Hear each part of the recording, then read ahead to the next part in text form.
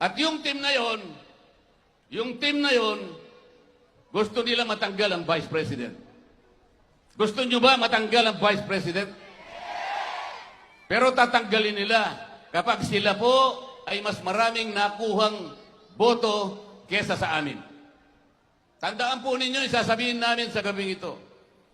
Talagang tatanggalin nila ang Vice President. Isa lang paraan para mapigilan natin ang kanilang binabalak. Huwag ninyo silang iboto. Yung team na yon, ayaw na nilang makauwi si Tatay Digong dito sa ating bansa. Gusto nyo ba yun? Mahina. Gusto nyo ba yun? Pero sila gusto nila yon. Pero mayroong isang team pipigilan yung kanilang kagustuhan, PDP Laban. Ang PDP Laban lamang po ang magtatama sa maraming mali na nangyayari sa ating bansa.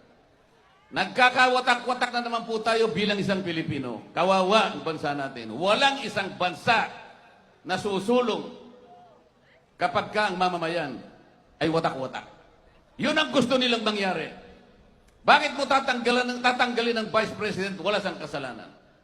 Bakit mo dadakpin yung dating Pangulo? Wala sang kasalanan.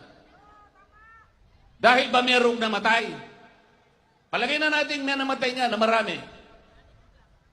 Dahil ba doon, kahatulan ang dating Pangulo at dadalhin pa sa ibang bansa? Bakit? Wala ba tayong hostisa sa ating bansa? Meron. Bakit mo hahatulan yung programa na ginawa ng dating Pangulo ng Republika sa base sa bilang ng namatay?